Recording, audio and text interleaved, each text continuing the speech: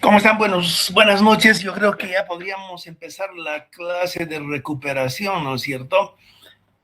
Había un error, no era para el grupo 3, sino para el grupo 1. Bueno, en todo caso hay mucha gente que me ha dicho que asiste en una o en otra ocasión. Entonces esta clase va a servir para los que no han llevado todavía el segundo método de identificación espacial de una cuenca, ¿no? Por el método de las isoietas.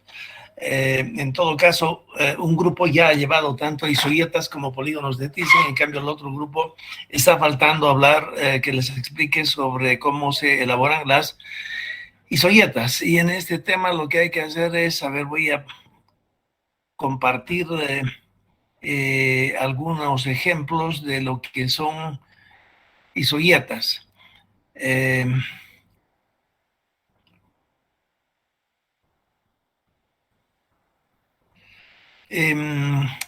Los que ya han llevado el tema de topografía, en realidad de lo que se trata es, estoy intentando encontrar, acá seguramente, a ver si encuentro algunos otros ejemplos sobre isoietas. Ya, tal vez podríamos directamente...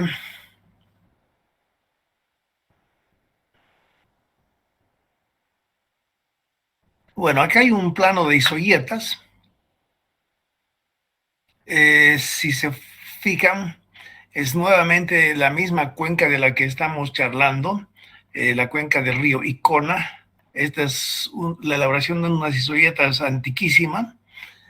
Se pueden notar que hay líneas que significan valores de precipitación idénticos, entonces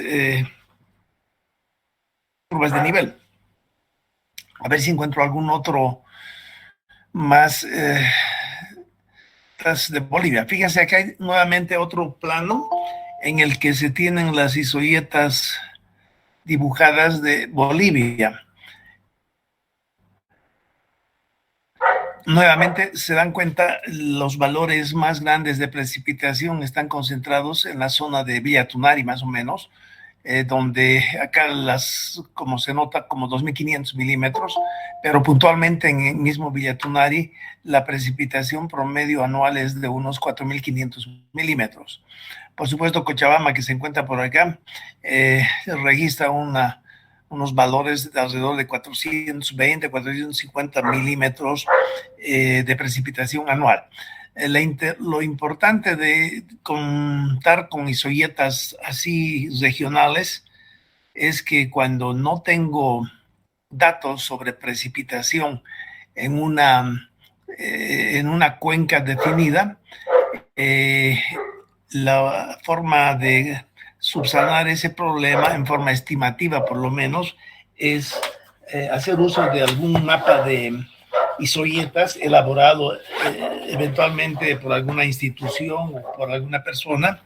Estoy haciendo uso del mapa del territorio boliviano, pero si por ejemplo yo voy a identificar acá algún río, tengo un río,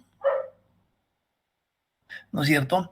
Y yo quiero hacer una estimación de la precipitación que llueve en la cuenca de ese río hasta ese sitio, ¿no es cierto? La forma de hacerlo sería simplemente utilizar los valores que uno logra leer sobre este plano de isoietas. Lo voy a agrandar lo más que pueda.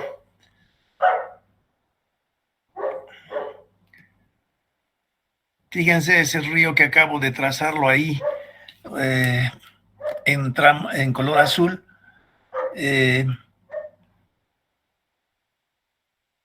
Ya. Voy a volver a identificar el río, también en color azul. Si, por ejemplo, hablamos de este río, por decir algo, la idea sería previamente de determinar su área de drenaje, y eso ya saben hacerlo. Por supuesto, en este plano es muy difícil hacerlo, pero algo así tendría que salir el área de drenaje de ese río, ¿no es cierto? Fíjense que En todo caso, como conozco la escala a la que está dibujada este plano, puedo fácilmente determinar el área que está dentro del trazo amarillo, y a ojo cerrado, fíjense que lo que podría decir que esa área recibe 1700 milímetros de lluvia. Entonces, si no hubiera ninguna medición de eh, precipitación cercano a la cuenca que estoy considerando, esta sería una manera de establecer aproximadamente la cantidad de precipitación que anualmente registra la cuenca de ese río en color azul, y a partir de ello ya tengo una primera estimación. Esto significa que no importa dónde me encuentre en el territorio boliviano, si dispongo de un mapa de isoietas como el que están viendo en pantalla, siempre me puede servir para hacer una estimación grosera, por supuesto, pero mejor que nada. ¿Ya? Entonces, por supuesto que hay, si buscan en internet, seguramente hay mapa de isoietas dibujada para cuencas mucho más pequeñitas, y esas cuencas pequeñitas, obviamente, objeto, por ejemplo, de alguna tesis de alguna persona en alguna universidad en Bolivia, y si logran acceder a ese mapa, obviamente que abarcará no el territorio boliviano, será mucho más concentrado en una región, y si en esa región ubicamos el río y en consecuencia la cuenca que queremos aprovechar, ya podemos hacer uso del trabajo de otros para lograr estimativamente aceptar que esa cuenca recibe, por ejemplo, acá 1700 milímetros. Entonces, esa sería una forma de salvar el problema de no contar con datos de precipitación y en consecuencia no contar con la precipitación promedio espacial que en la cuenca que estoy yo considerando necesito. A ver, vamos a ver si tengo algunas otras ejemplos que mostrarles. Aquí hay isoietas.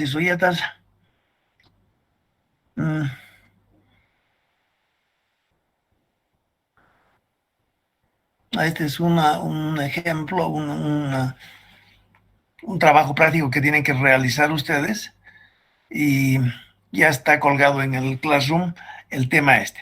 Bueno, entonces tal vez podríamos directamente mostrarles a ustedes cómo procedemos para poder trazar las isoietas.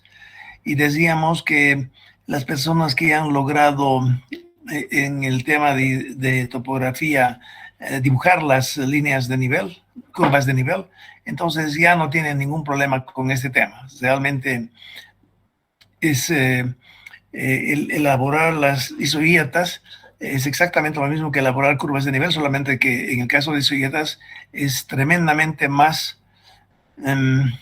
fácil realizarlo.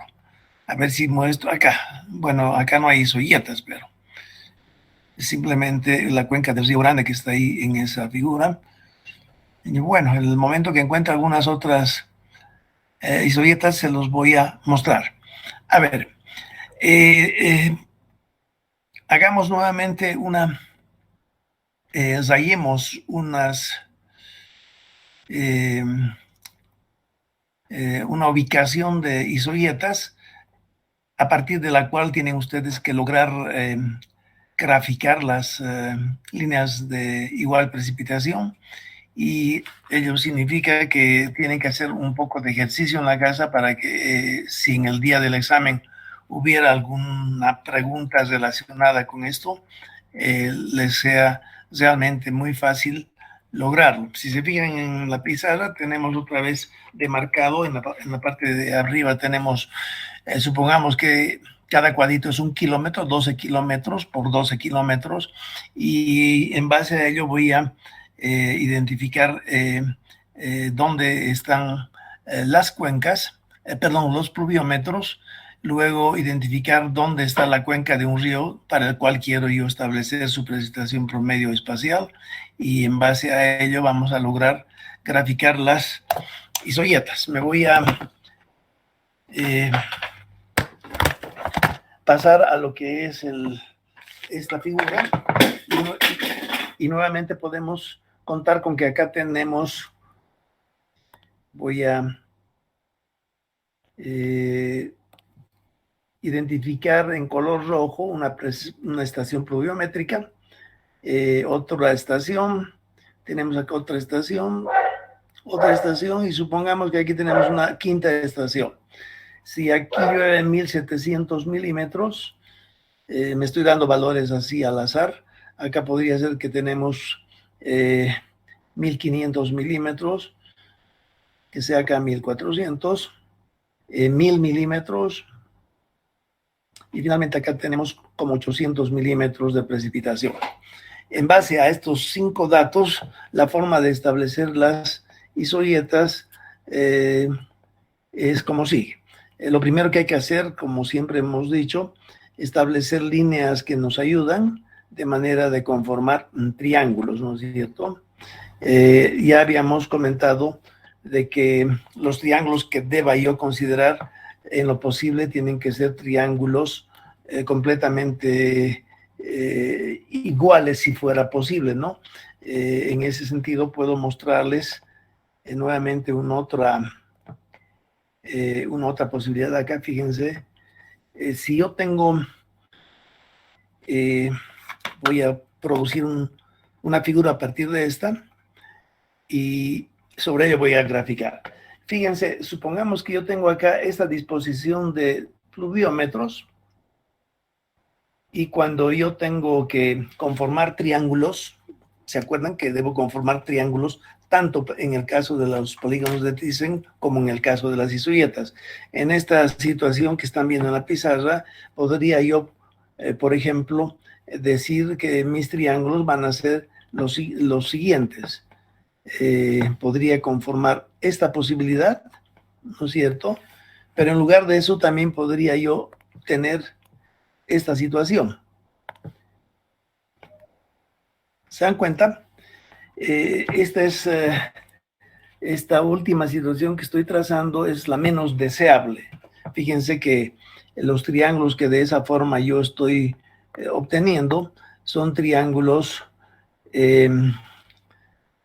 muy abiertos, ¿no es cierto? Con todo lo contrario a un triángulo equilátero. Ese es uno de ellos y este es el otro. Hay que evitar tener esta situación porque en este momento estaría considerando dos triángulos que son, creo que le llaman, no sé si isósceles, aquellos que se abren muchísimo, ¿no ven?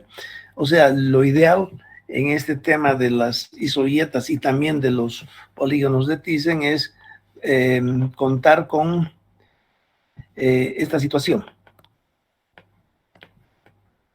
Ya, en este caso considero dos triángulos casi equiláteros y es mucho más fácil trabajar en esta situación que en una otra situación. Bueno, espero que eso esté comprendido. En este tema entonces volvemos.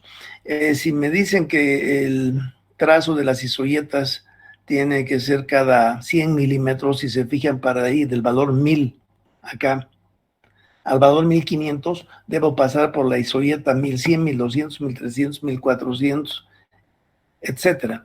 Entonces yo puedo ubicar acá el valor 1100, 1200, 1300, 1400 y 1500. Por supuesto, estas marcas que estoy identificando ahí, las tienen que identificar ustedes con una regla de 3, ¿no es cierto? En forma equidistante. 1000, 1100, 1200, 1300, 1400 y entonces de esa manera logro llegar a valor 1500. Cuando voy arriba de 1500 a 1700 hay una sola marca que necesito identificar y por supuesto va a estar justo a la mitad de ambos y le voy a dar 1500 el valor de 1600, ¿no es cierto? Si voy de 1400 a 1500 no hay nada que marcar porque me han pedido que haga las isoietas cada 100 milímetros. Si voy del 800 al valor 1000 en la parte de abajo, tengo que pasar por el valor 900. Y 900 obviamente va a ubicarse justo a la mitad. Y de la misma manera puedo hacer lo mismo cuando voy de 1400 a 1700, tengo que pasar por 1500, 1600. Entonces divido en 3 partes iguales. Este es 1500, este es 1600 y finalmente tengo el valor de 1700. y por supuesto me está faltando ir del valor 800 a 1400. Debo incluir 900, 1000, 1100, 1200, 1300. 5 divisiones debo introducir ahí. Espero hacerlo bien. 1, 2, 3, 4, 5. Entonces este sería el valor 900, 1100, 1200, 1300 y 1400, ¿no es cierto? Y para ir de los 800 a 1700 necesito también una serie de puntos donde, a ver, voy a hacer muy rápido: 800, 900, 1000, 1100, 1200, 1300, 1400, 1500, 1600, 1700, ¿no es cierto? Entonces debo escribir 900, 1000, 1100, 1200, 1300, 1400, 1500, 1600 y 1700. Obviamente, nuevamente recalco que las distancias entre los valores que están ahí identificados en un trazo negro tienen que ser coherentemente repartidos, ¿no? Y a partir de acá lo único que queda es simplemente trazar las líneas de igual precipitación. Y por ejemplo acá voy a identificar el valor 900. Fíjense, el valor 900 va a ir por ahí. La isohieta 1000 va a ir por ahí, cortando todos los valores de 1000. La de 1100 es esta de acá. 1200, 1400. La de 1400, fíjense que cruza por encima el pluviómetro de 1400. 1500, todavía puedo hacer eso. 1500, 1600 es este de acá. Y hasta ahí llegamos. Fíjense que resta la isohieta de 800 milímetros y resta todavía también la isohieta de 1700. Para trazar ambos, la isohieta de 800 y la isohieta de 1700, solamente cuento con un solo valor puntual que coincide, que es justamente el pluviómetro. Entonces, en ese momento, el método que estoy utilizando se convierte en un método subjetivo, porque para la isohieta 800, yo puedo decir, esta es la 800, pero otra persona puede venir y decirme, no, la 800 es esta. ¿No es cierto? ¿Cuál de las dos adopto? Cualquiera de las dos que yo adopte, no hay nadie que me pueda decir que está errado, ¿no es cierto? Entonces ahí viene la parte subjetiva. Lo que sí vale la pena hacer es seguir más o menos el mismo patrón de paralelo de las líneas de isohieta. En consecuencia, tal vez podríamos obviar esta. Y lo mismo sucede con la isohieta 1700, ¿no es cierto? Con tal de que pase por el punto 1700 y que tenga más o menos un patrón bien definido, que sea paralelo a lo que ya estábamos considerando. Hasta ahí espero que hayan comprendido, no hay dónde perderse. Y a partir de aquí ya podemos, obviamente,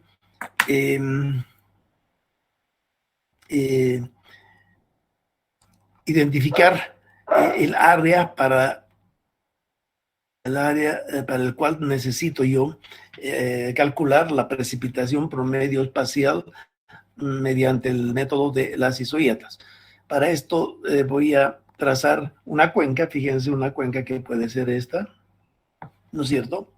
Y a partir de ello lo que puedo hacer es decir, a ver, ustedes me van a decir, si yo me ubico en esta franja que estoy achurando en verde, ¿cuánto recibe en promedio espacial esa franja? Tramo achurado en color verde recibe ¿cuántos milímetros de precipitación al año? 1350. No hay donde perderse, ¿verdad? Entonces ya tienes 2 puntos, me vas a decir tu nombre ahorita. 1350, obvio, si arriba está limitando el valor 1400 y abajo el valor 1300, por supuesto que eso va a recibir un valor intermedio, ¿no? 1350. Ya, 1350. Si me ubico, por ejemplo, en esta otra área, fíjense que esta segunda área delimitada en trazo verde, achurado en verde, En la parte de abajo está limitado por la línea color ladrillo, que es la isoyeta 1500, y en la parte de arriba está delimitado por la línea también color ladrillo, que corresponde a la isoyeta 1600. Y tanto a la derecha como a la izquierda está delimitado en esta ocasión por la línea roja que constituye la divisoria de Cuenca. Entonces, no se olviden ese aspecto. Algunas veces muchas personas que no se han puesto a pensar, no han captado muy rápido. Lo que hacen es calculan las isoyetas, el valor de prestación promedio espacial, pero lo hacen para el cuadrado conformado por las líneas azules. Fíjense, voy a borrar estas líneas azules porque ya no las necesito. Entonces, en la pizarra están viendo ustedes una especie de cuadrado, ¿no ve? Y mucha gente lo que hace es calcular la prestación promedio espacial que recibe esa área que parece un cuadrado, que no tiene nada que ver con la cuenca para la cual justamente hemos graficado las isoyetas. Ya, por favor, ese tema tómenlo muy en cuenta. Lo mismo sucede con el método de los polígonos de Thyssen. Muchas veces me calculan la precipitación promedio espacial que recibe el cuadrado con el cual hemos trabajado, ¿no? 12 kilómetros por 12 kilómetros en el caso de esto que están viendo en la pizarra, pero nada que ver. Lo que sí necesitamos considerar es la cuenca, y la cuenca puede ser esa que ya está ahí delimitada en color rojo, pero además podría ser que tengo también una otra cuenca y que podría ser, por ejemplo, otro río que conforma algo así, por ejemplo, ¿no ve? Entonces ya tenemos dos cuencas.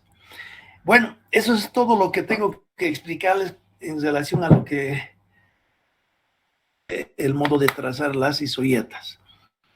Es más fácil que tema de topografía.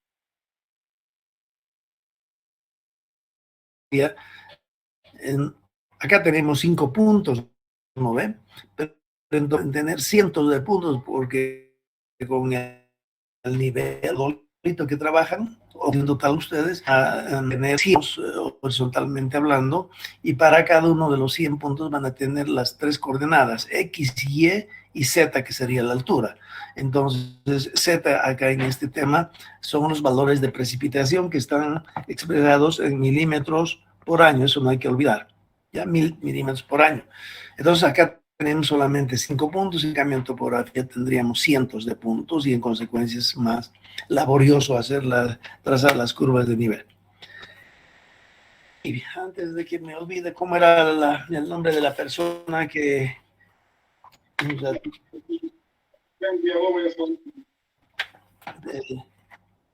Inge.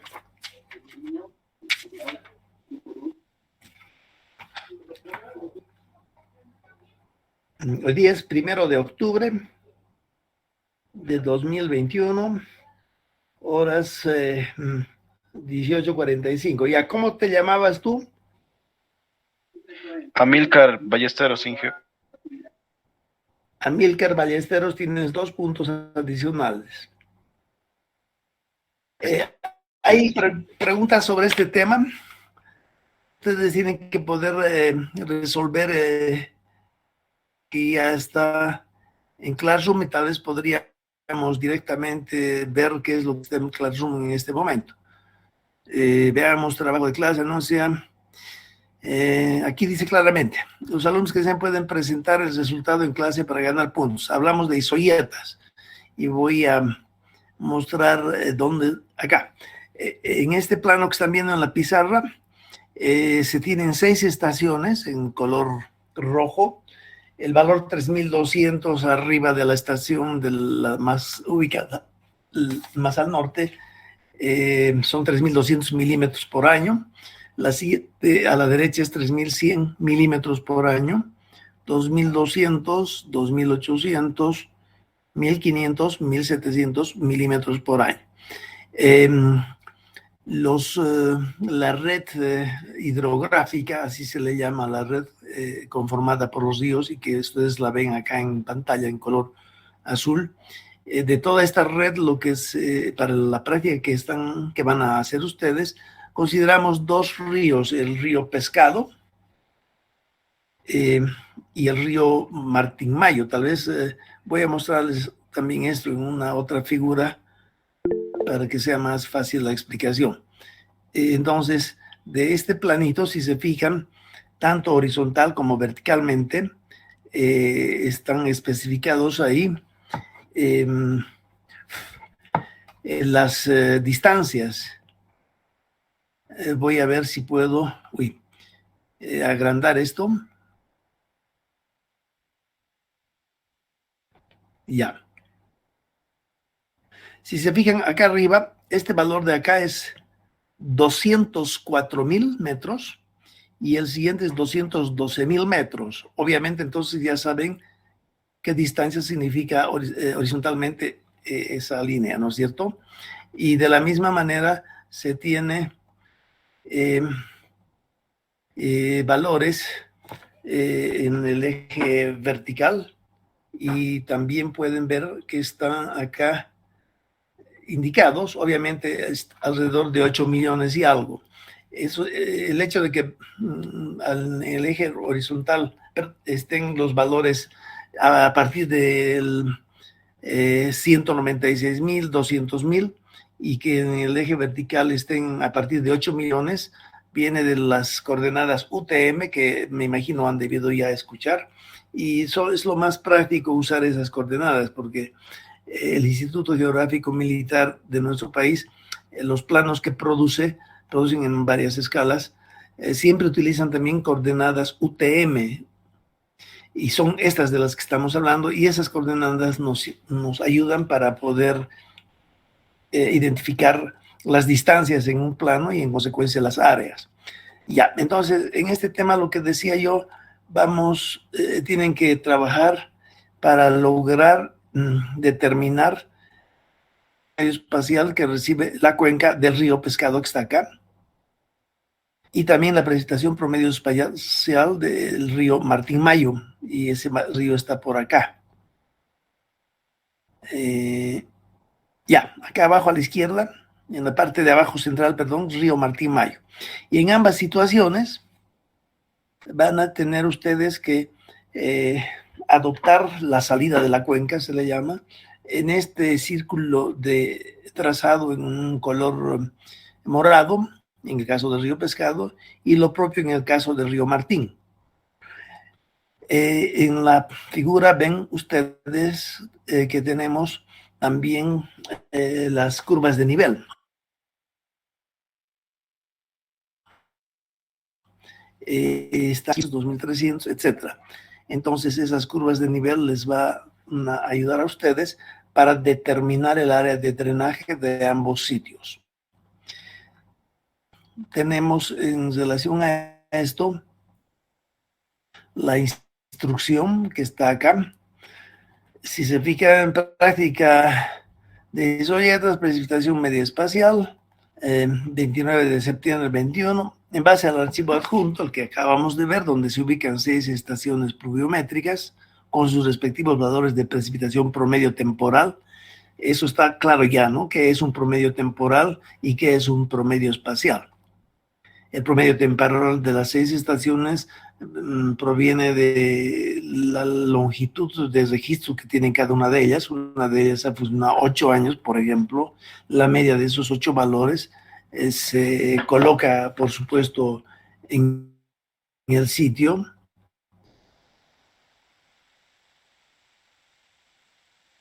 Se diferencia de la prestación promedio espacial.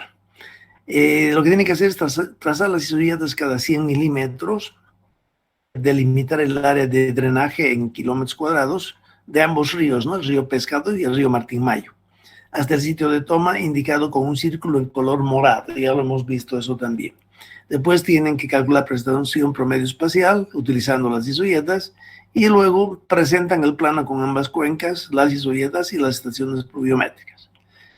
Y después finalmente se indica acá de que la escala del plano la obtenemos a partir de las coordenadas UTM en los ejes vertical y horizontal. ¿Ya? ¿Entendido o hay preguntas?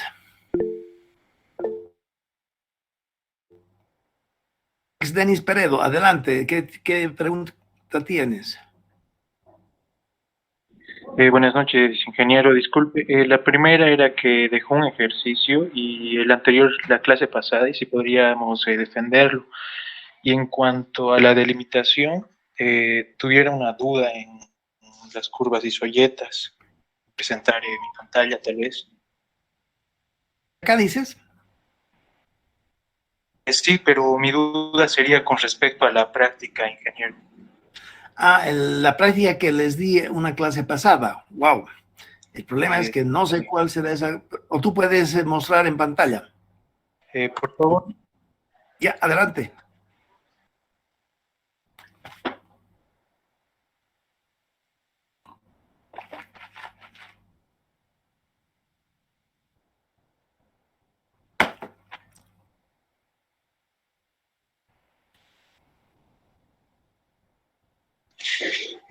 Bueno, ingeniero, yo creo que ya se ve la pantalla.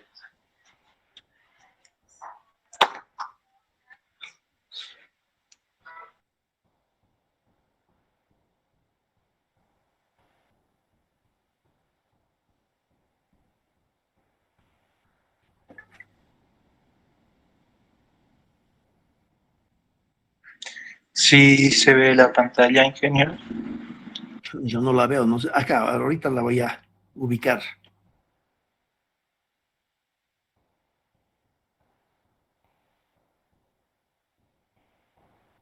Ya, ahora sí, estoy viendo la pantalla, ya. Entonces tienes 5 estaciones pluviométricas y ya tienes trazados los polígonos de Thyssen que están correctos ya. Sí, esto era la defensa que nos pidió la anterior clase, que era por puntos. No sé si aún está en pie aquello. Bueno, adelante, explica bien porque vas a ganarte puntos. ¿Cómo te llamas tú, me has dicho? Alex. Alex Denis Peredo Morales. Alex Denis. Peredo Morales. Adelante, Alex, entonces. Bueno, teniendo las estaciones pluviométricas,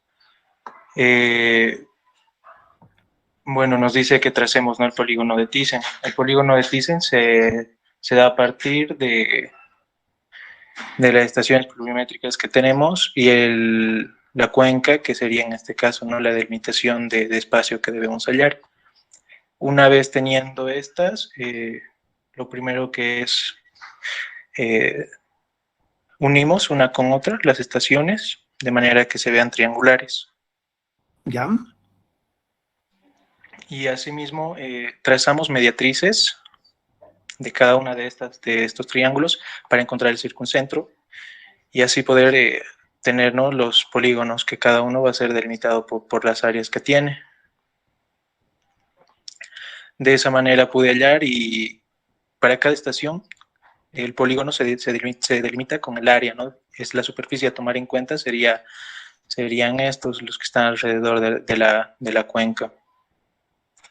Una vez teniendo esos datos, lo que hacemos es, bueno, en este caso, hallar, ¿no?, las áreas. Yo lo hice aproximada, ¿no?, como tomando aproximaciones y referencia las longitudes que nos daba en metros o en kilómetros, perdón. Y asimismo pude hallar esas áreas para cada una de las estaciones pluviométricas a partir de los polígonos trazados. A ver, en estas áreas el polígono que más influye es el área 3, 26.7 kilómetros cuadrados. ¿Eso se verifica ahí? Sí, Entonces, esta serie. ¿tú has tomado cada cuadrito igual a 1 kilómetro? Correcto, 1 kilómetro cuadrado. Entonces, si son 26 kilómetros cuadrados y si eso, la influencia del pluviómetro 3, lo tomamos como un rectángulo, sería 1, 2, 3, 4, 5, 6 de largo por 1, 2, 3, 4 y algo de largo, 5, 4, 20 y tú has sacado 27, está correcto entonces. Y el pluviómetro que menos pesa en el cálculo del promedio ponderado es ese de ahí, me imagino, el área que está siendo influenciada por el P1. Y esa área es 1 y alguito, me imagino, ¿no es cierto? Hacia correcto, 1.2. 1.2 está abajo, ya lo has mostrado, me imagino. Sí, acá correspondiendo a todo eso, está mostrando acá, ¿no?, las limitaciones para cada uno de las estaciones pluviométricas. ¿Ya? Y de esa manera pude hallar las precipitaciones espaciales multiplicando cada una de ellas por su área sobre el área total. Y para poder no tener una referencia, saqué el promedio aritmético a partir de todas las estaciones pluviométricas, sumando y dividiéndolas por el número de estas. Y sí tiene un aproximado, ¿no? Tomando en cuenta que las áreas son eh, aproximadas, ¿no?, a cada Ya, una. entonces el resultado es 800 milímetros. A ver, sube más arriba para ver si ese 800 es razonable. Muestra tu cuenca. Y ya. El pluviómetro 3 acá dice que registra 900 milímetros al año, ¿no es cierto? Bueno, estos otros son valores, el P2, no, el P2 es más grandecito, creo, 6.000 milímetros. El P4 es el más pequeño, acá sí, P4 es solamente 500 milímetros acá, ¿no? Ya, está bien, es razonable ese resultado. Ya, es todo eso que tienes que decir entonces. Sí, ingeniero, con respecto a eso y con respecto a la práctica, bueno, yo pude, uy, acá la orientación está. Allá. Mi duda era, bueno, en esta parte, ingeniero, en la cuenca de pescado, ya que no tenemos una estación pluviométrica cerca, entonces, ¿cómo podría delimitar el área, no? Allá. Precipitación. Lo que aquí, fíjate que ya no hay más datos de precipitación, ¿no? O sea, a la derecha de esos dos valores de 3.200 y 3.100, a la derecha hacia el río Pescado, lamentablemente no hay ninguna estación. Y tal vez haya, pero a muchísimos kilómetros tan lejos que no vale la pena siquiera moverse con esas. Y ahí está otra vez lo que les comentaba, ¿no? Ante la ausencia de información, al final nuestra aproximación de cuánto recibe espacialmente la cuenca del río Pescado en este caso, es muy subjetivo. Para empezar, las isoyetas de arriba, la que, a ver, no sé cómo, de cuántos son, 2.800, 2.900, 3.000, esos valores, tienes que prolongarlos de la misma forma que están yendo hacia arriba, de manera de que al prolongar logres cubrir toda esa partecita de la cuenca Pescado, ¿no es cierto? Porque no queda otra ahí. Simplemente continuar todas esas historietas trazadas en color negro que van de abajo hacia arriba un poco a la derecha, continuarlas nomás extrapolando, de manera que de esa forma ya tendríamos por lo menos esa sección, esa área de la cuenca total del pescado con información. Y al final lo que estaría faltando es la última isoyeta, es la que pasa por el valor 3100, ¿no es cierto? 3100 a la derecha es la última isoyeta en color negro.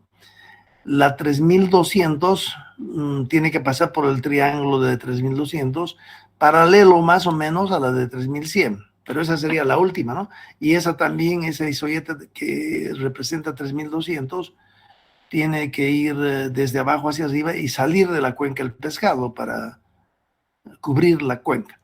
Una vez que logras eso, a la parte derecha es como más de la mitad de la cuenca que no sabríamos qué hacer. Eventualmente ahí está justamente la parte subjetiva. ¿Cuánto le darías tú a esa zona que está desde la isoyeta 3200, que supongo ya la vas a trazar, hacia la derecha? ¿Qué valor le darías tú a toda esa zona? El área, de manera que cada cuadrito es de 1 kilómetro cuadrado, unos Sí, 3 kilómetros y medio. ya. Entonces el área no habría problema, ¿no? Eso sí se lo puede determinar. El problema sería qué precipitación voy a usar para toda esa área. ¿Qué precipitación tú le asignarías a toda esa área que va a pasar por donde dice la letra pescado en negro, ¿no? Toda esa letra pescado hasta donde termina el área a la derecha. ¿Cuánto de precipitación crees tú que deberíamos asignarle? porque eso es lo único que podemos hacer. ¿Qué más podemos hacer? No hay otra forma de solucionar. Tal vez como está de manera ascendente, Ya, ¿no? Tomar en cuenta la diferencia que existe entre cada una de estas y las distancias, y asimismo trazar una paralela a esta, ¿no? sí. A grosso modo, ¿cuánto crees que es reciba de precipitación toda esa área a la derecha de la historieta que vas a tratar sobre los 3200? Porque la historieta del 3200 no está trazada todavía, ¿no ven? Pero la vas a trazar y necesariamente tiene que ir, tiene que cortar al triángulo rojo. Ahora hacia arriba y hacia abajo, más o menos paralelo a lo que venía, ¿no ves? Y ahí nadie nos puede discutir. Y una vez que terminas de trazar eso, todavía hay todo el área hacia la derecha que no sabemos cuánto recibe. Y tú me estás comentando que habría que asignarle una precipitación un poco conforme a lo que está sucediendo, ¿no? Va subiendo la precipitación ahí, ¿no ve? 2800, 2900, 3000, 3100, 3200, 3300 es la última, no, 3200 es la última que tengo. Y después, si continúo con esa misma proporción en que está subiendo, podría incluso animarme a trazar algunas, una, dos, tres isoyetas más, la 3300, la 3400 y la 3500, ¿no ve? Que ya están realmente completamente subjetivas. Y con eso calcularíamos la precipitación que recibe esa zona, al final hacia la derecha, antecitos de la salida del río Pescado. Está más o menos claro para el resto de ustedes, porque esa es la situación. En nuestro país, obviamente, con un poco de buena suerte logramos reunir varios pluviómetros, pero la mayor parte de las veces no hay suficientes pluviómetros. Ahora, una forma sería, ya que esta cuenca está dentro de la cuenca del río Icona, ¿no es cierto? Les comenté que el río Icona ya tenía sus isoyetas. Por ahí les vuelvo a mostrar, si lograríamos, si encontraríamos las isoyetas de Icona, caramba, pero son medio antiquísimas esas, ¿no? En esta, ay, perdón, no estoy presentando, ¿no? Ya, pero antes de que yo pase a decir algo, ¿cómo es eso todo lo que tienes que decirnos entonces, Alex? Sí, ingeniero, muchas Ya, gracias. entonces tienes 3 puntos. Todavía no lo que yo haría, fíjense, todo el mundo está viendo todavía, ¿no? La cuenca del río Pescado, que es la delimitada en trazo negro. Una forma de ayudarme sería recurrir a las isoyetas que alguien las ha elaborado, pero que cubre no solamente estas dos cuenquitas, sino que cubre muchísimo más que eso. Ambas cuencas del río Pescado y el otro río, que no sé cómo se llama, ambas cuencas las podemos encontrar nuevamente en otro plano de isoyetas que cubre toda la cuenca. ¿Y cómo lo encontramos? Tal vez entonces... a ver, lo que voy a hacer es tal vez para que no se me... Ya. Ya, hazme un favor entonces, deja de presentar para que yo presente otra vez. Ya tienes 3 puntos ganados. Gracias, ingeniero, está bien. Entonces voy a volver a presentar, ¿ya? Y lo único que les quería decir es como que Alex ha logrado, y todo el mundo va a llegar a ese tema también, a esa situación en la que los datos con los que contamos no cubren toda la cuenca y entonces no sabemos qué hacer. Entonces la única forma sería en esta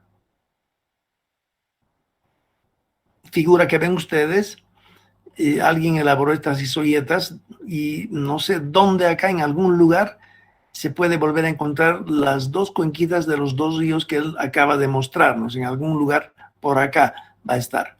Entonces, estas líneas que ya están trazadas acá, isoyetas, las podría utilizar para llenar esa parte donde ya no hay datos. ¿no es cierto? Entonces la estimación que yo hago, estimación subrayado, tendría un poquito más de razón al usar estas isoviets que están viendo en pantallas en la región donde caen mis dos cuenquitas. Y de esa manera estaría salvando el problema, ¿no es cierto? ¿Están de acuerdo? ¿Se comprende eso que acabo de decir? Porque en hidrología, como siempre les manifiesto yo a ustedes, lamentablemente hay poco dato, ¿no? Y este es un ejemplo de lo poco que se tiene como dato, ¿no ve? Entonces hay que hacer 1001 peripecias para lograr, de todos modos, salir airosos de la tarea que nos dan, ¿no es cierto? Entonces, esa sería la forma de mejorar las isoviets que él acaba de presentarnos. La parte faltante de datos la extraería yo de esta figura, porque esta figura justamente cubre esas dos cuencas, pero no solamente cubre esas dos cuencas, sino cubre más que esas dos cuencas. ¿Ya? Esta figura de acá que están viendo, ya la hemos visto en colores en alguna otra ocasión cuando hablábamos de cuencas. A ver, vamos a ver si logro encontrar esa cuenca. A ver. Fíjense, esta es la cuenca de la que estamos hablando.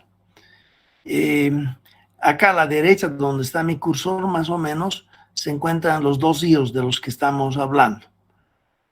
Entonces, esta misma cuenca que la ven en multicolor es la que les he mostrado, que y está, soy de dos cuencas y con acá. Esta misma cuenca es esta. ¿Ya?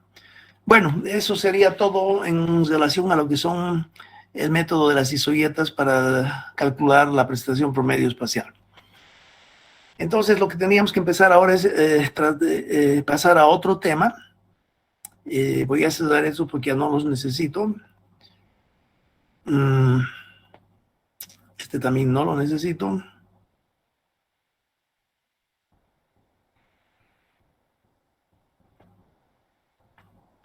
El siguiente tema en el que vamos a incursionar es ya uno de los tres métodos que normalmente se utilizan en hidrología. Y para empezar a mostrarles eso, tal vez directamente voy a usar... a ver, estamos hablando de cuencas, hablamos de isoietas, vamos a hablar de probabilidades ahora. 2020, 2021. A ver si logro tener alguna figura que nos sirva para este tema.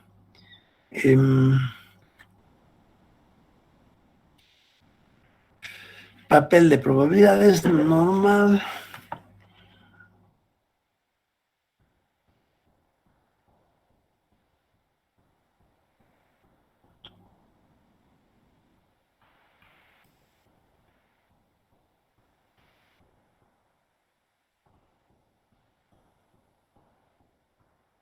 A ver, acá con esto les voy a introducir lo que son los tres métodos.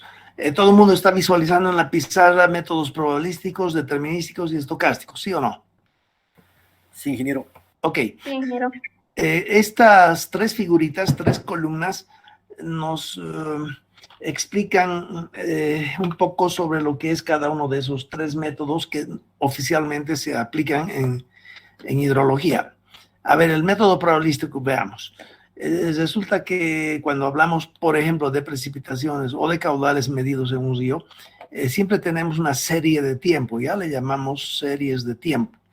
Por ejemplo, acá tenemos una columna en la que se ha escrito los valores anuales para cada año, desde 1979 hasta 1999, del caudal promedio anual medido en un río.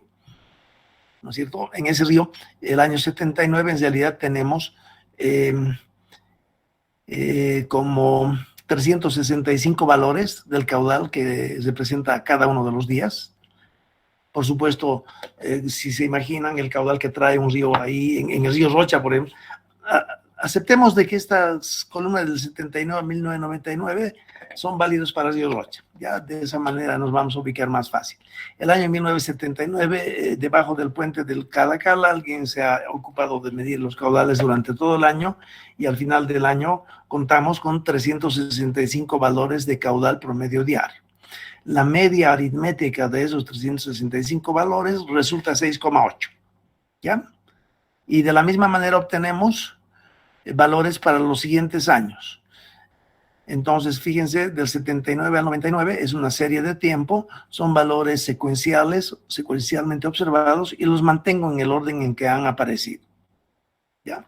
Lo que pasa es que en hidrología, decía yo, siempre trabajamos con muchos datos. Una prueba, un ejemplo de eso es lo que estamos viendo acá. Y cuando son muchos datos, ya no puedo utilizar métodos muy detallados para cada uno de ellos. Entonces estoy forzado, obligado a aplicar métodos probabilísticos. Entonces, dentro de lo que son métodos probabilísticos, puedo decir, si esta serie trae alrededor de, a ver, el año que más caudal ha traído es el 1993, 11 cubos, y el año más seco es 3 cubos, ¿no es cierto? Entonces yo puedo decir, en los últimos 15 años, ese río ha traído en promedio un caudal medio anual que está comprendido entre 3 y 11 cubos, ¿no es cierto? Y con esa, basándome en esos datos observados, yo puedo decir, ¿y será que puedo calcular la probabilidad de que en cualquier año ese río me traiga 12 cubos? Por ejemplo, fíjense, el valor más grande observado es 11 cubos. Y ahora alguien viene y me pregunta y me dice, ¿y qué probabilidad, cuán seguro estoy de que, por ejemplo, el próximo año ese río me traiga más de 12 cubos, por decir algo?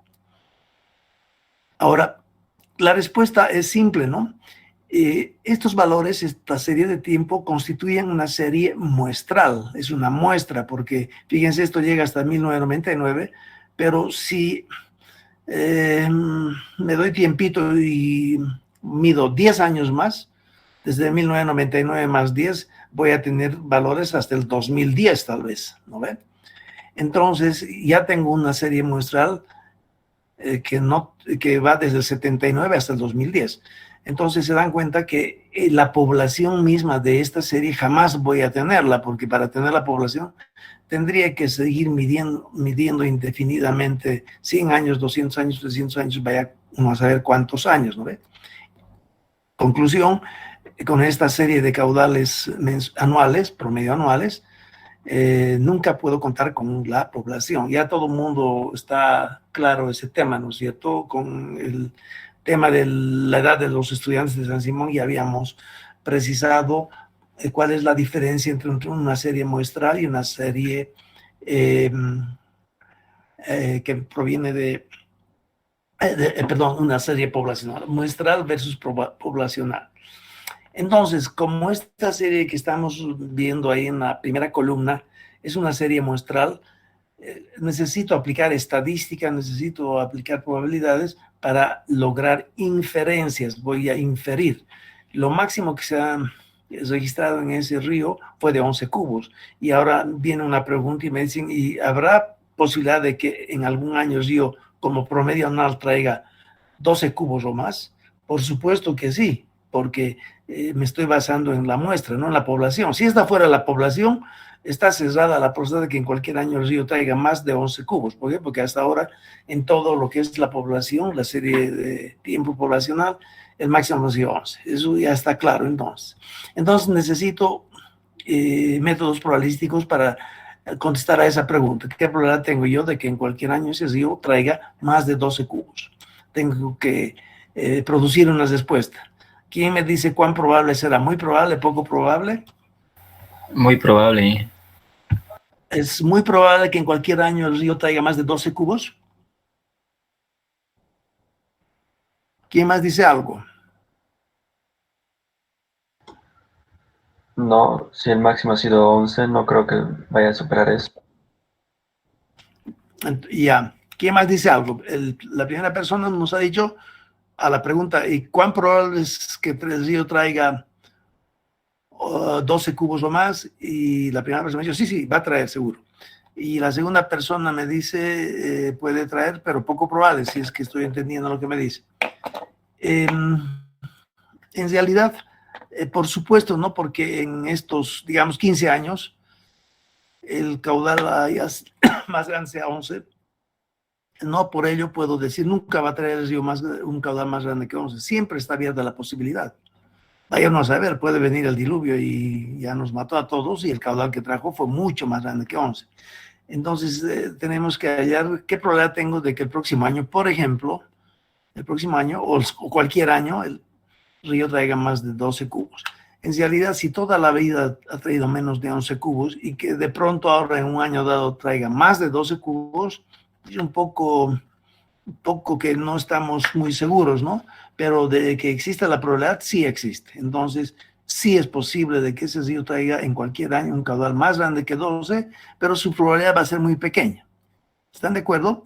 Estoy hablando de 12. ¿Y qué pasa si la pregunta es, ¿será que alguna vez ese río puede traer un caudal más grande que 20?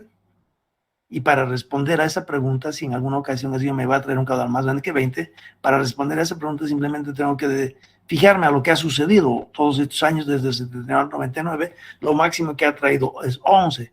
Y ahora me dicen, ¿será que alguna vez puede traer 20 cubos o más? Y la respuesta es sí, pero la probabilidad de esa es tremendamente pequeña.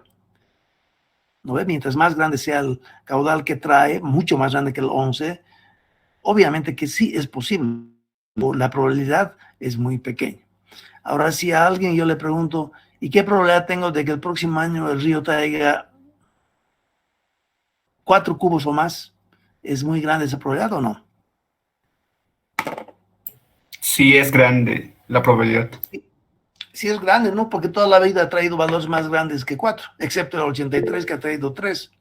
Entonces, estoy muy seguro de que el próximo año, por ejemplo, el caudal con el que yo cuente proveniente de ese río como promedio de todo el año, es muy probable de que sea más grande que 4.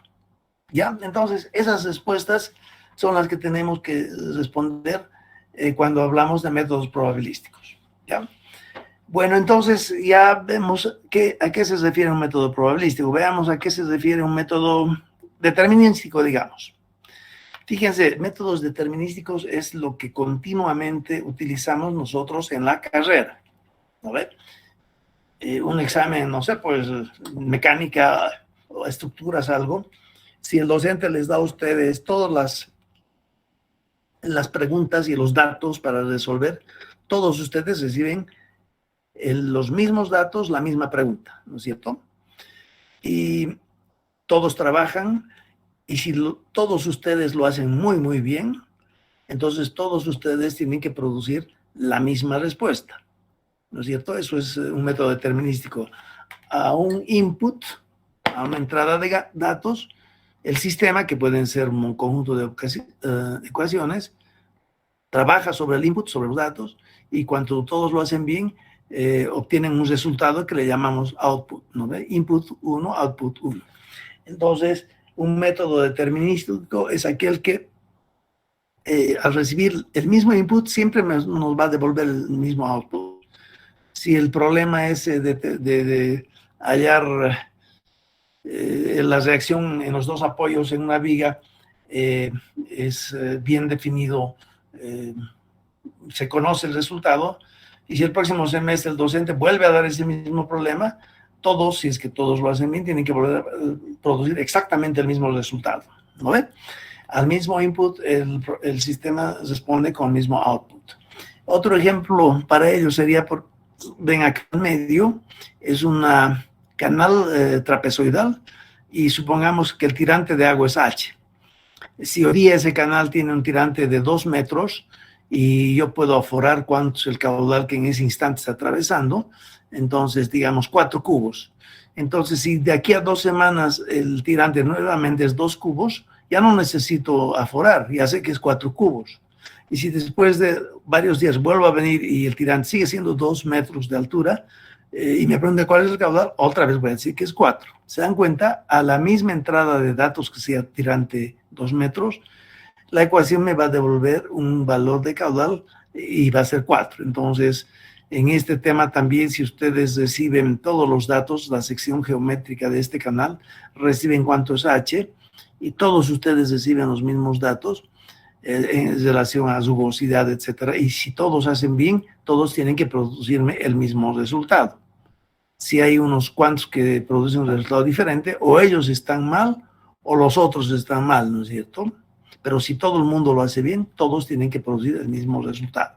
Eso es típicamente un método determinístico, y por supuesto en esta situación yo puedo, por ejemplo, tal vez vale la pena también ya un poco adelantarles eso, puedo, por ejemplo, en esta situación hacer ese ejercicio de, por ejemplo, yo puedo, voy a tal vez, a ver, en rojo. Yo voy el 4 de marzo a este canal, 4 de marzo, y H, el 4 de marzo, H en metros, es por ejemplo 2 metros, 2 metros. Y en ese instante, a condición de que el tirante sea 2 metros, yo voy a aforar. Creo que en hidráulica llevan ustedes cómo se puede aforar, ¿no? Es simplemente medir la velocidad de esta sección, la velocidad promedio. Entonces el caudal va a ser igual a esa velocidad promedio multiplicado por el área. Y el área es esta área achurada en rojo, ¿no ves? QSV por eso, saben ustedes. La velocidad está expresada en metros por segundo y el área está expresada en metros cuadrados. Cuando yo multiplico metros por segundo por metros cuadrados, el resultado va a ser metros cúbicos por segundo, que es el caudal. ¿Ya?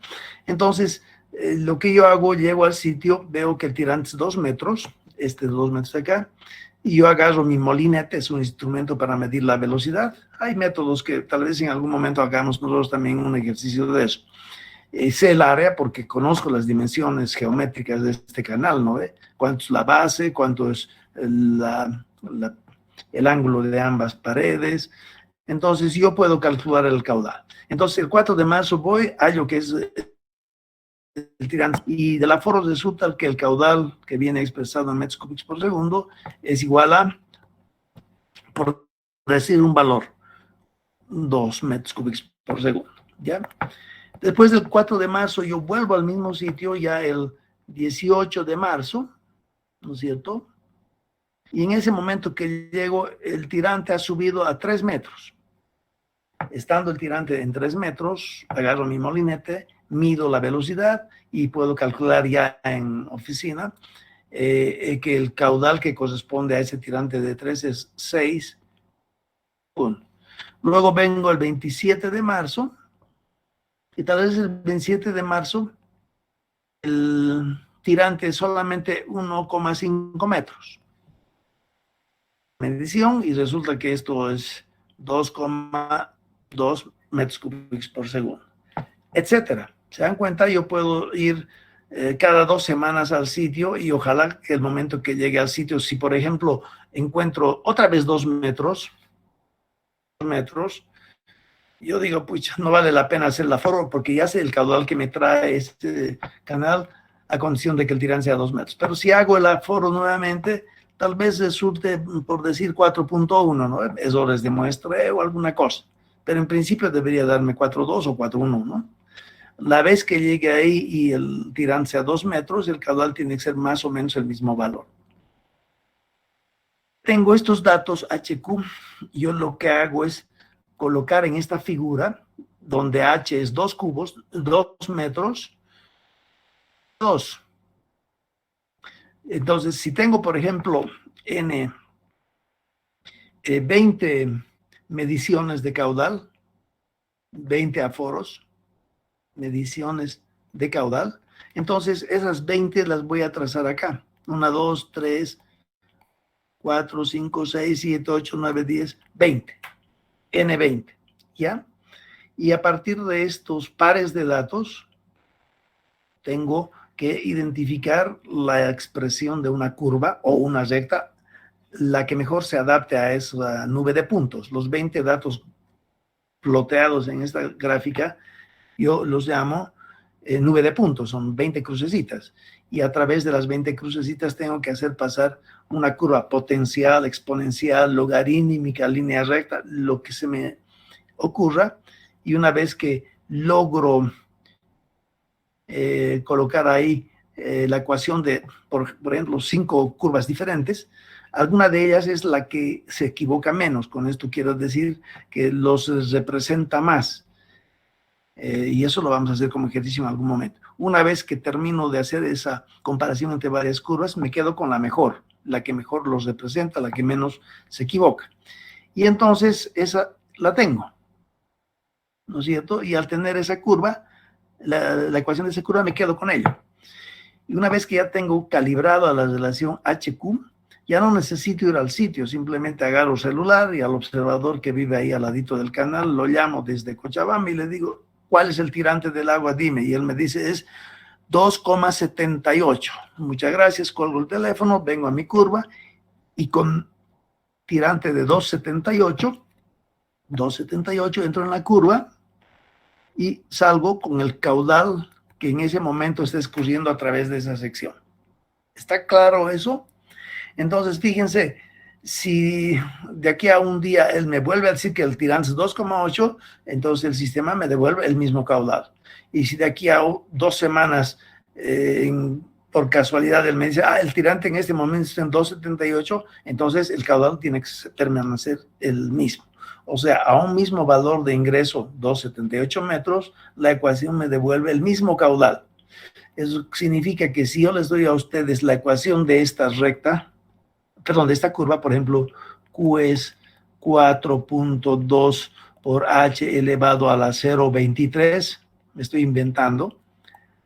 Si yo les doy a ustedes este dato, son 80 alumnos, les doy ese dato, y después les doy el dato de input, en el que H es, por ejemplo, 3 cubos, después H es 4,4 cubos, y si ustedes saben aplicar bien esta ecuación, me van a obtener aquí un Q, todos tienen que obtener el mismo Q.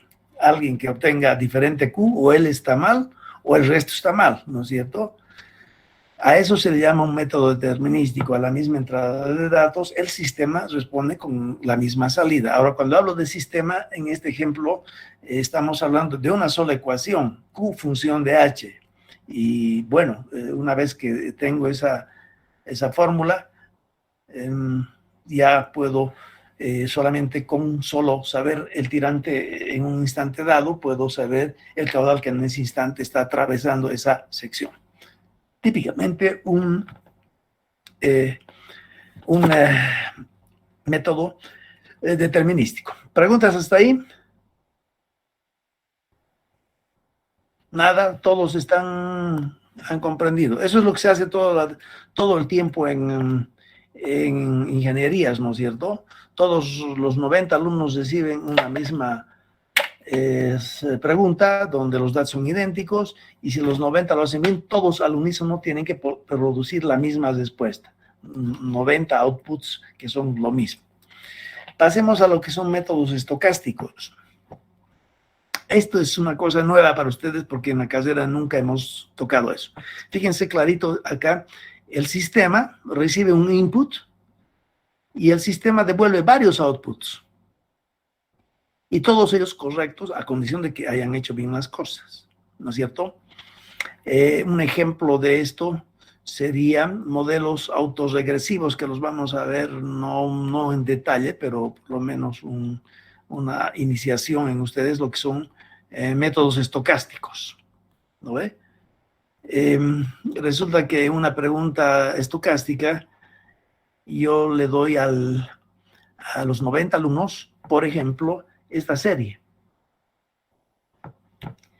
Hay métodos, y lo vamos a ver después, que me permiten establecer cuál es el caudal más probable a suceder el próximo año, o sea, el pronóstico. O sea, un método estocástico me sirve para hacer pronósticos, ¿no es cierto? Si otra aplicación de método estocástico es generación sintética de valores, generación sintética de valores. Y en este tema de métodos estocásticos, fíjense, los 90 alumnos, ustedes, reciben esta columna de datos, ¿no es cierto? El input es el mismo que para los 90 alumnos. Y si yo les digo que en base a eso generen 30 datos más, o sea, se inventen, si el término cabe, 30 datos, eso significa que estoy, a falta de muy pocos datos, estoy logrando producir en lugar de una serie que va del 79 al 99, que son ¿cuántos? Son 80, como 20 datos, ¿no ve? N son 20 datos acá. En base a esos 20 datos secuencialmente observados, aplicando un método estocástico, yo puedo producir una generación sintética de N, por ejemplo, 1000 datos, 1000 caudales. Fíjense, 1000 caudales contra 20 caudales con los que cuento inicialmente, hace mucha diferencia, ¿no ve? No es lo mismo trabajar con 20 valores que trabajar con 1000 valores. Después vamos a ver por qué es más adecuado ingresar 1000 valores de caudal en un embalse para ver cómo opera, ¿no es cierto? Entonces, los métodos estocásticos nos permiten generar sintéticamente esos caudales. Y fíjense, estos 20 valores han sido observados en los años 79 al 99, y en base a eso, si es que es posible, aplico yo un método estocástico, unas fórmulas que me permiten secuencialmente obtener, en lugar de 20 caudales, obtener 1000 caudales. Y se puede demostrar estadísticamente que esos 1000 caudales que acabo de obtener aplicando un método estocástico tienen la misma probabilidad de suceder que estos 20 que han sucedido, que yo los he observado. Entonces estoy en cierta forma creando información, y esa es la ventaja de los métodos estocásticos. Vamos a ver su aplicación después. Ahora, volviendo al tema, los 90 alumnos que yo tengo ahorita reciben estos mismos datos, que son 20 datos, y les digo, apliquen un modelo estocástico y genérenme, no 1000, porque 1000 va a ser mucho hacerlo a mano, genérenme 3 valores, 3 caudales. Obviamente los 3 caudales sintéticos que van a obtener se van a parecer a los originalmente observados, pero cada uno de ustedes me tiene que entregar como resultado sus 3 propios caudales. Si hay 2 personas que me proporcionan los mismos 3 caudales, los 2 están aplazados porque uno de ellos ha copiado del otro, ¿no es cierto? Entonces, los 90 reciben los mismos datos, pero yo de ustedes recibo 90 resultados diferentes, y cada uno de ellos seguramente está bien a condición de que hayan hecho el procedimiento bien. Si en el procedimiento que yo trato de seguir hay algo anómalo que no está bien, entonces se aplazó en esa pregunta. Entonces es mucho más difícil para mí corregir una pregunta estocástica, es decir, corregir si las respuestas que los 90 alumnos me han dado, todas diferentes, entonces para cada uno de ellos yo tengo que hacer el seguimiento si lo han hecho bien.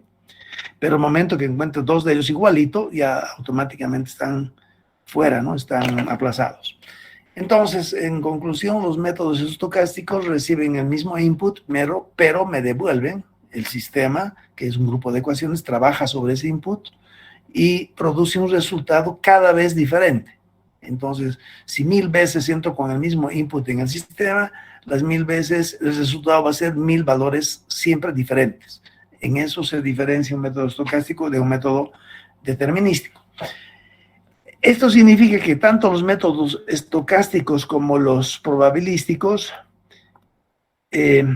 trabajan sobre series de tiempo. ¿No ves? Series de tiempo. Series de tiempo. Y un ejemplo de serie de tiempo es la que está ahí a la izquierda, que ya lo están viendo ustedes. ¿Hasta ahí hay preguntas? Ingeniero. Sí, adelante. Entonces, el método probabilístico y el método estocástico nos sirve para pronosticar, digamos, los caudales de los años que vienen, ¿qué? Los métodos estocásticos nos permiten 2 cosas: pronosticar el caudal más probable que va a venir en el próximo periodo. Primera cosa para la que sirve el método estocástico, pronosticar. Y la segunda cosa para la que sirve un método estocástico es generar series sintéticas, o sea, inventarme caudales que tienen que ser parecidos a los que han sido observados, pero estadísticamente se puede demostrar que esos 1000 caudales que me he inventado para 1000 años tienen la misma probabilidad de suceder que los 20 que ya los tengo ahí como observados, ¿no ve? En base a estos 20 caudales observados de acá, yo simplemente detecto qué fórmula puede reproducirlos, pero obviamente hay un montón de reglas, etcétera, que vamos a un poquito explicar después. Si identifico el patrón de comportamiento de estos valores, ¿no es cierto? ¿Por qué al 6,2 le sigue 9,9? ¿Y por qué al 9,9 le sigue el 7,7? ¿Y por qué le sigue el 3,9? Puede haber o no un patrón. Si detecto que hay un patrón, eso es dentro de los métodos estocásticos. Una vez que he identificado el mejor patrón que los reproduce, ese patrón uso para dos cosas. Hemos dicho uso para pronósticos. En este caso, el pronóstico se refiere al año 2000. Supongamos que estamos en el año 1999 y ya es 31 de diciembre y hace este valor 8,3, ¿no ve? Y a partir de ahí me dicen, ahora quisiéramos saber cuál es el caudal más probable que va a entrar durante todo el próximo año. Entonces me piden hacer el pronóstico. Obviamente la cosa más fácil para mucha gente sería ver la serie y decir, a mí me parece que va a entrar 6,7, ¿no? Pero ese valor pronosticado puede provenir de una ecuación, de una fórmula que yo identifico como la buena fórmula para reproducir el patrón de comportamiento de los 20 datos observados. Entonces me sirve para el pronóstico y también me sirve para generar datos sintéticos. Generación de Q, caudales en este caso sintéticos. O sea, para dos cosas me sirven los métodos estocásticos, ¿no ven? Para pronosticar y para generación de datos sintéticos. Vamos a ver después, ¿ya? Bueno, hasta ahí está comprendida la cosa porque podríamos continuar, pero no sé si vale la pena avanzar más con esto.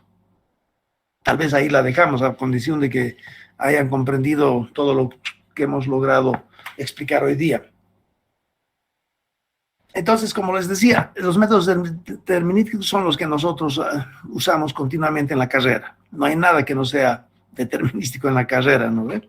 A la pregunta obedece una sola respuesta y si uno no pone la respuesta correcta, se aplazó. En cambio, los métodos estocásticos, a la pregunta le puede resultar valores cada vez diferentes.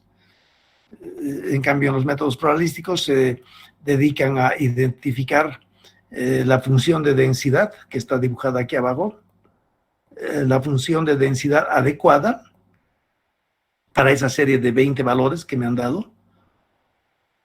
Y una vez que ubico esa función de densidad adecuada, la mejor que representa esos 20 valores, utilizo esa función para, obviamente, hemos dicho, contestar preguntas como ¿y qué probabilidad tengo yo de que en cualquier año el caudal que atraviese esa sección donde han medido los 20 valores esté comprendido entre 6 y 7 cubos, ¿no ve? Alguien quisiera saber qué probabilidad tengo de que el caudal promedio de todo el año, próximo año, por ejemplo, esté comprendido entre 6 y 7 cubos. Esa probabilidad es 20%, 2%, 1%, ¿qué es? ¿No ve? Ese tipo de preguntas son las que respondemos con los métodos probabilísticos. Ahora fíjense, aquí tengo 20 valores nomás, pero si los trato a nivel mensual, ya tengo 20 años por 12 valores. Esto es 240 valores, ¿no ve? Y si quiero hacer algún ejercicio a nivel diario, entonces tengo 20 años por 365 días. Y en este caso tengo, 5, 10, 6, 12, 13, 13, 6.300 valores. Fíjense, puedo trabajar o con 20 valores cuando son anuales, o con 240 valores cuando son mensuales, o con 6.300 valores cuando son diarios, ¿no? Entonces, este volumen grande de datos dentro de la serie de tiempo. Los tres son series de tiempo, ¿no ve? Una serie de tiempo de 20 valores anuales, una serie de tiempo de 240 valores mensuales, una serie de tiempo de 6.300 valores diarios. Los tres son series de tiempo, entonces las series de tiempo necesariamente hay que tratarlos con estadística, con métodos probabilísticos. Por eso es que es en los temas que vamos a llevar, creo que los tres vamos a llevar. Pregunta a todos ustedes, ¿el método de polígonos de Thyssen es un método probabilístico, es determinístico, estocástico? ¿Qué método es? Polígonos de Thyssen. ¿Dentro de cuál de esos tres métodos entrarían los polígonos de Thyssen? ¿Quién sabe la respuesta?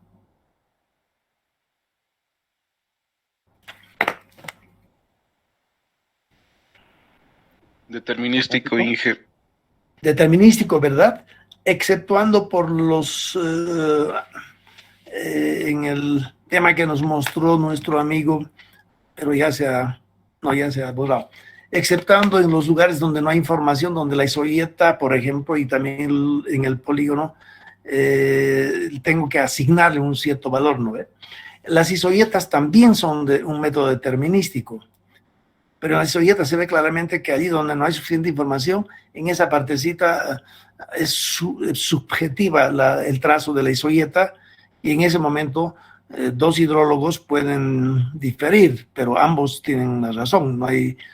No hay forma de mostrar que el uno se equivoca, ¿no es cierto? Pero en todas las áreas que están dentro de las isoietas, ahí no hay donde perder, ahí sí o sí tienen que poder producir aproximadamente el mismo resultado. Entonces, método de isoietas, método de media aritmética, método de polígonos de Thyssen es típicamente un método determinístico. Ya, ¿qué preguntas más hay antes de que nos vayamos?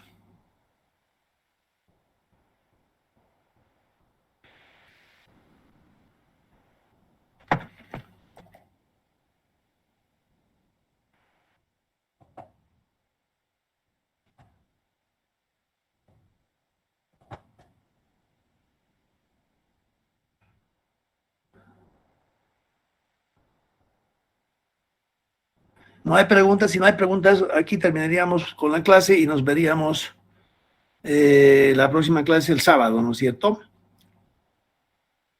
Ya. Ok, que les vaya bien, suerte con todo y nos vemos el sábado. Hasta luego, Inge.